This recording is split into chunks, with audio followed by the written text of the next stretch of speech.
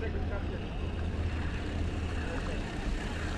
Welcome on board, guys. My name is Mark. I will be your driver today. You guys are going on to the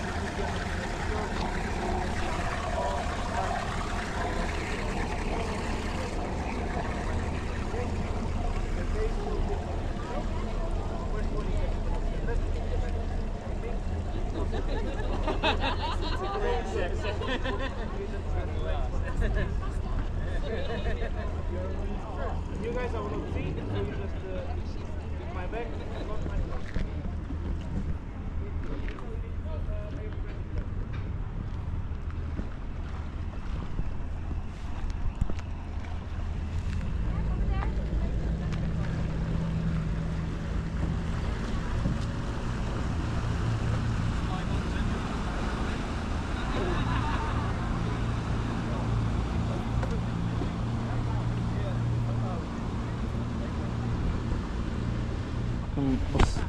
How can we get this thing? Get off!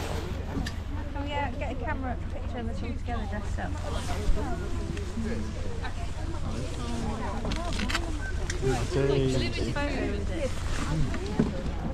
Let me get you two.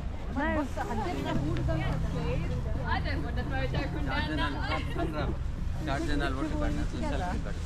Oh, lovely. Can you just wee yourself? No.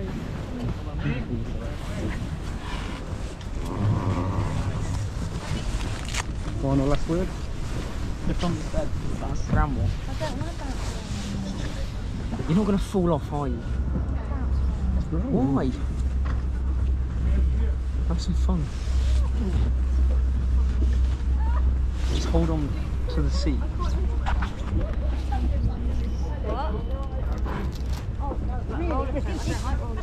Oh my god. Oh my god. What do you think is going to happen? You've just seen all them people get off. Exactly. And they're not even wet. Smart skinny shit. You're the one who wants to do this. I'm doing it for the teenagers.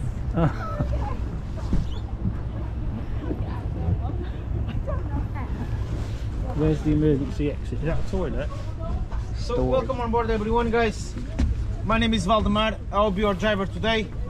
You guys are going till the end of Hellesylt Fjords, so we'll see all the waterfalls, all the farms, and I will also make some stops to explain some things about life in the fjord, okay? Okay. There is two things that you need to know. The first one is that you cannot stand up because I need to see in front of me, and also because you can fall off the boat. So if you want me to stop the boat for some reason, just raise one hand like this, and I will see and I will stop the boat, okay? You guys in the back, you just hit me in the back, and not in the face, please. And that's it. I hope you guys enjoy, okay? Let's go. What's there? Don't just raise your hand randomly like an idiot. Don't know, raise my hand. No, you're not. I want to. What, don't bang your lip on the thing. Go like this.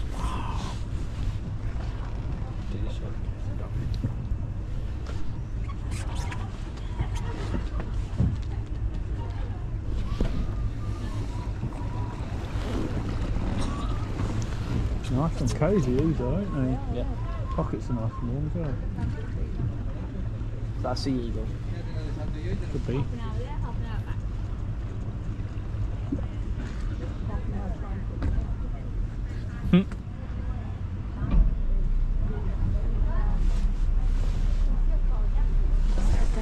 Look.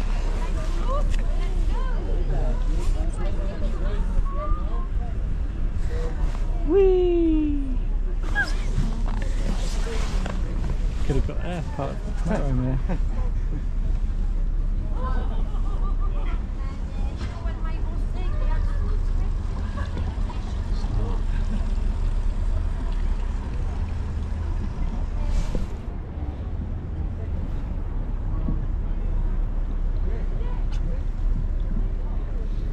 I want to live in that.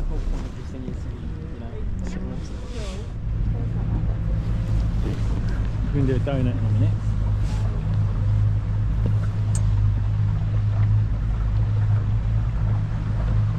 That's stopping at that Oh, I was campsite. going to start by...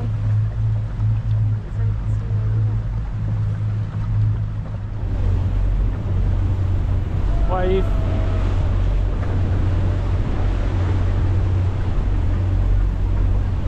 That's not Chips.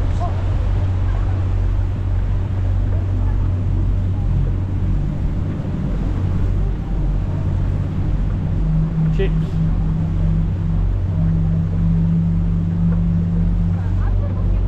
Should have been kayaking. Yeah. There's people up there, look. Hang on.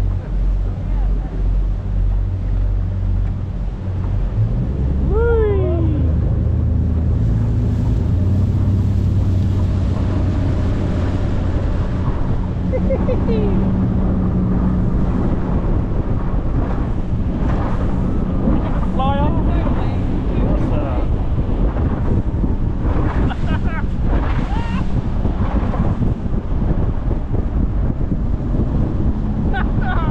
Should have put a bobble hat on.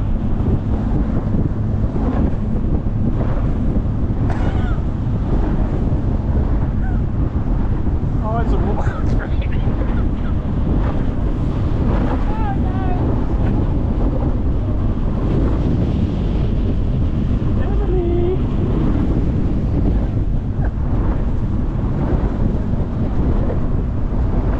Need to put my hood up.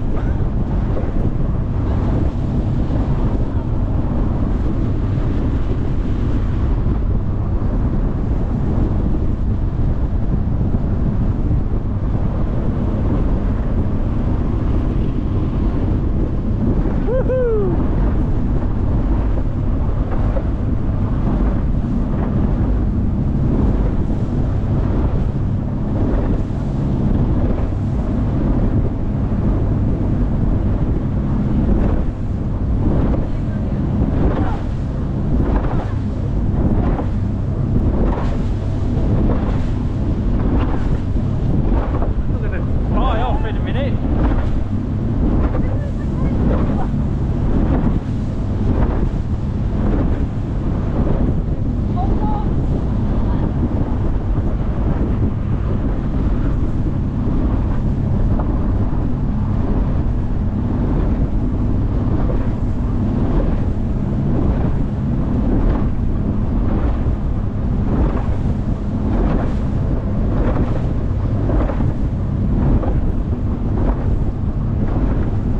Gonna crash. Do you reckon I can see that?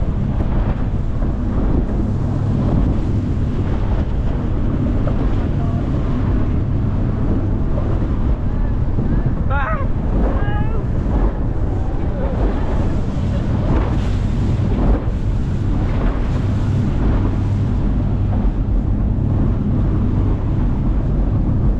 What?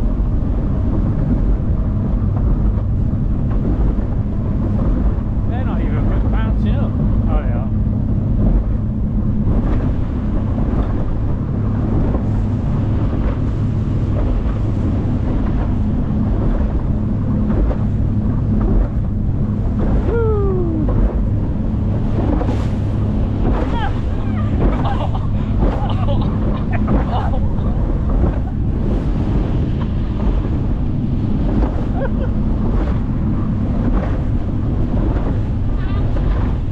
Crying, I am.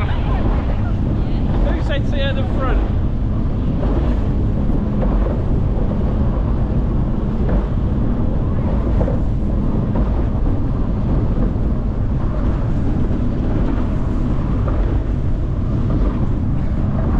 There's a cabin over here. Yeah.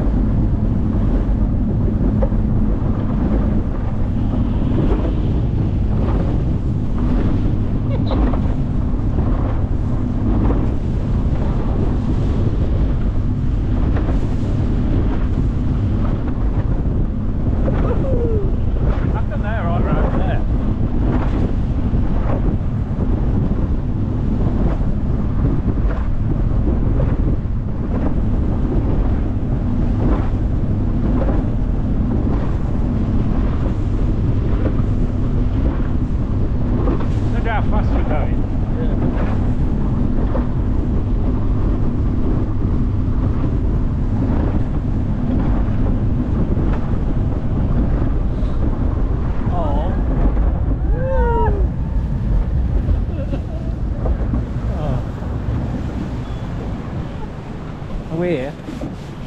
So guys, this is our first stop. And I stopped here because from here you can see very far. I know it's too far, but on the right side of the fjord, I'm getting closer after in the end of the trip, don't worry. But you can see a white building close to shore. And there are some buildings on the right side of that one. That's the farm of Matbik.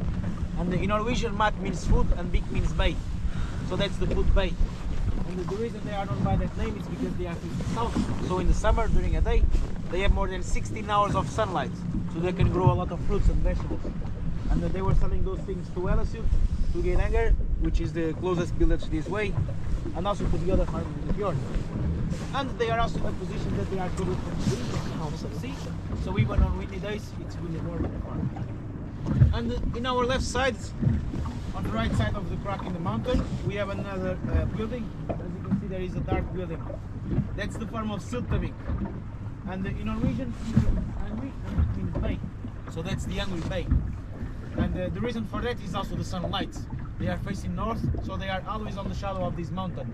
They cannot grow the things that Matbik were growing. That's why the owner of that farm was probably focused on fishing. Because right there is the deepest part of the fjord. It's around 260 meters deep.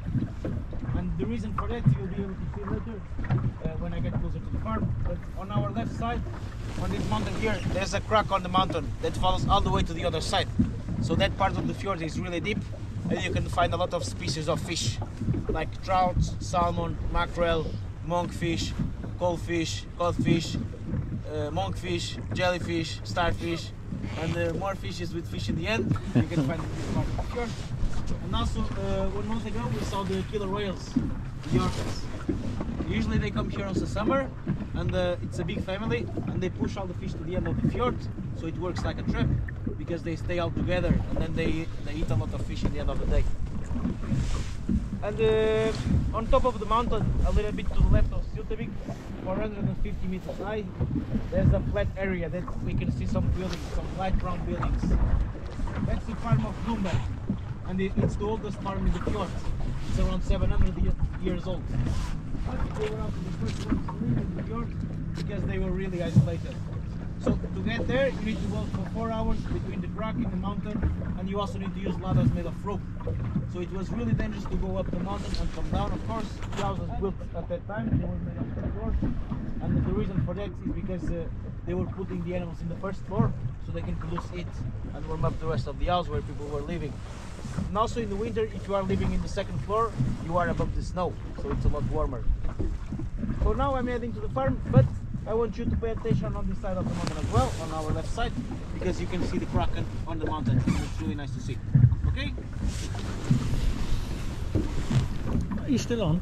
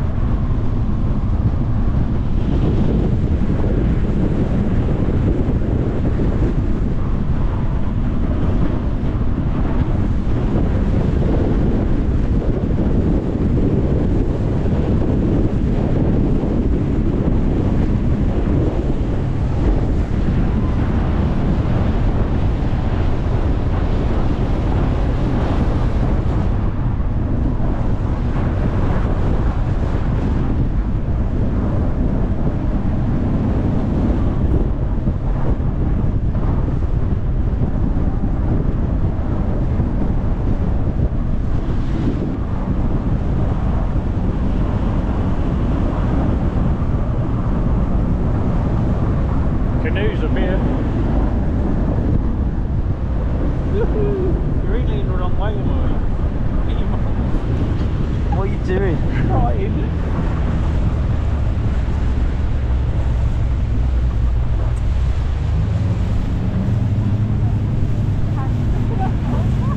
You're gonna get wet now.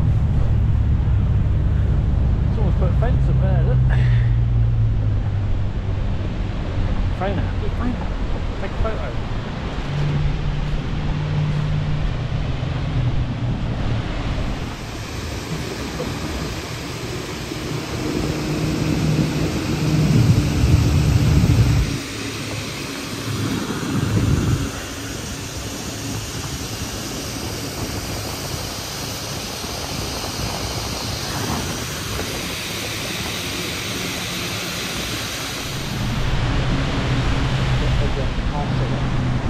Oh yeah.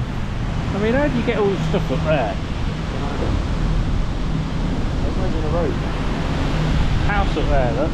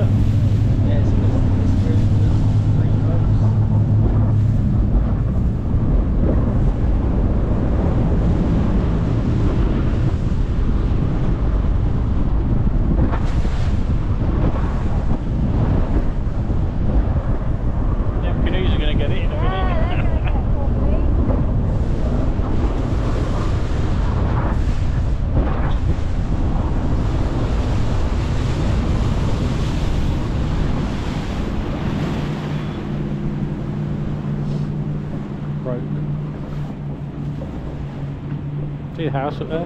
Now I want to tell you some things about those buildings up there in the mountain.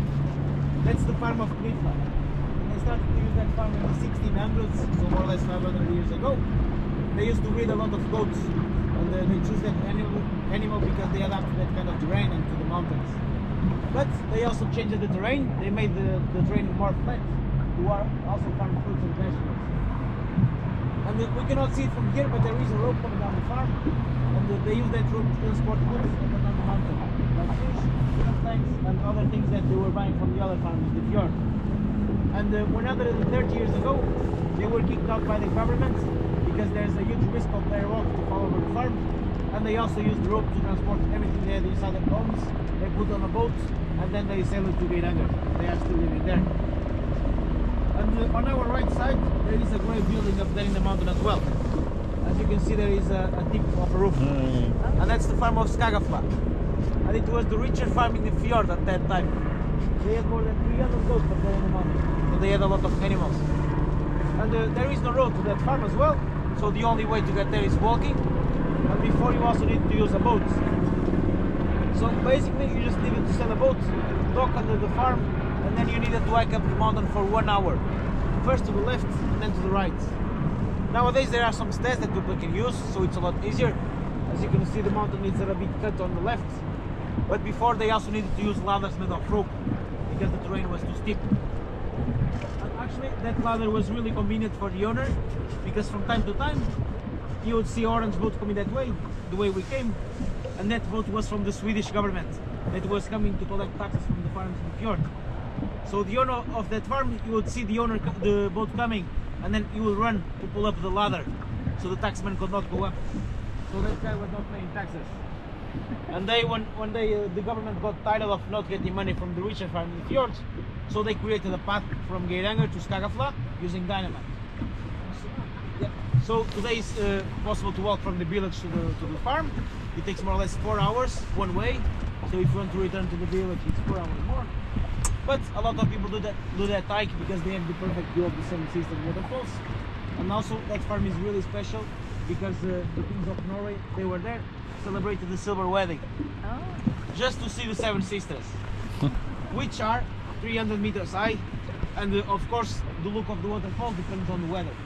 When it rains a lot, you see a lot of water, and also they get stronger as well in the beginning of the summer, because there's more snow in the mountain that is melted. And today they are a little bit weak, because it's not warm enough to melt the snow in the mountain, and it's not raining. And in the winter everything's frozen, so there's no waterfalls, and they start to appear in end of May when the snow in the mountain starts to melt. And in November the temperature goes below zero in Norway, so there will be no waterfalls as well because it will freeze. And one more curious thing about those waterfalls is that they are kind of handmade by the owner of Nifland, because he was using the water on his farm, so he changed the terrain and also the flow of the water, and by mistake he created those 7 waterfalls. In the beginning most of the water was going to the other side because there's a lake on the other side. So now I will get closer to the Seven Sisters, and I want to tell you a story as well about the waterfall that we've been there already, the waterfall Fjords on our left side.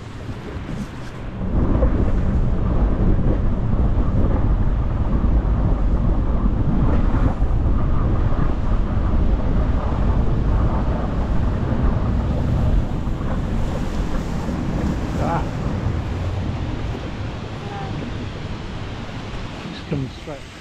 So the Seven Sisters, they are supposed to be 3 on the left side, 3 together on the middle, and a small one on the right side. And today we can see the 7 of them, but sometimes when... And in our left side we have the waterfall Fjords. We've been there already, and there's a story behind that waterfall, because that waterfall is the one that changes the most by the years. And Fjords in English means the suitor. And basically that waterfall fell in love with the Seven Sisters. And they tried to marry the Seven Sisters.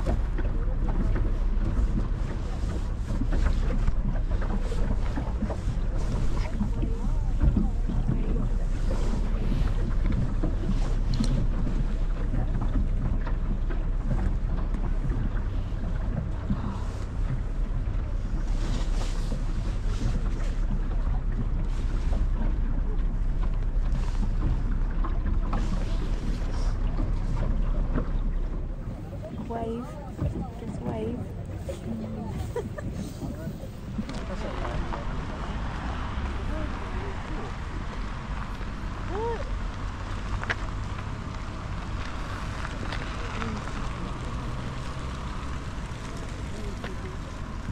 Yeah, you only have one at the front, one at the back.